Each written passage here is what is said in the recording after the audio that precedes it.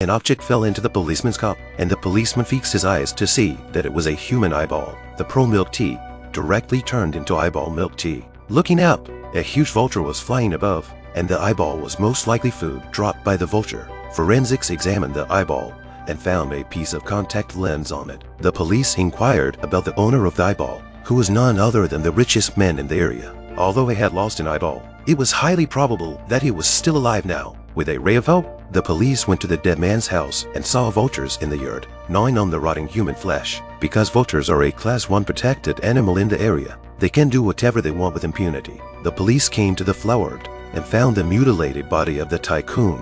Another policeman found blood stains on the photo of the tycoon and his wife in their room. After extracting the blood and fingerprints, the police brought the body back to the police station. The autopsy revealed that his body was completely gutted. Based on the degree of decomposition of the body, it can be inferred that the time of death was about 3 days ago. At this time, the wife of the deceased came to the police station. The police investigation. The woman was smuggled to the United States with his brother, married to get a green card, and when the purpose was achieved, killed her husband, wanting to monopolize the property, but the wife quickly gave a reasonable explanation. These days, she has been staying in the casino. The police investigated the casino surveillance, but also confirmed her alibi. Moreover, the fingerprints on the photo frame were not left by the woman. To figure out the cause of the man's death as soon as possible, the police planned to start their investigation with the vultures. It is now the breeding season for vultures, and they usually store their food for the females, so perhaps they can find the men's missing entrails from the vulture's nest. The police went to the vulture's hangout and recovered the deceased's missing internal organs from their nest,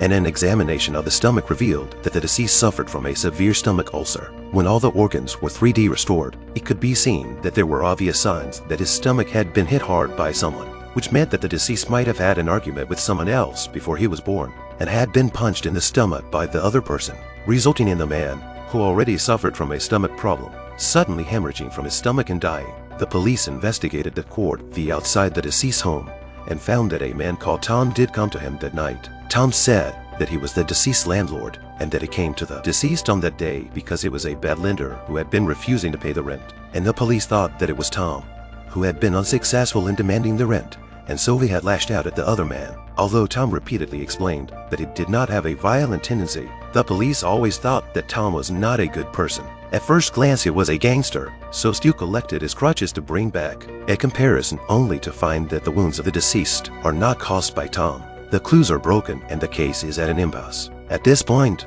the deceased's wife called the police to say that they had been attacked. The police came to the hospital to the woman's brother understand the situation. The brother always stammered before and after the words, and the bruises on his hands attracted the attention of the police. The police again accessed the surveillance and found that a few days ago, the siblings had a heated argument, and there was a possibility of murder. The murderer was this brother, and the bruises on his hands were exactly those left when he attacked the victim's stomach at that time. The police came to the brother's residence, and once the door was opened, he ran away. It was obvious that the thief was weak.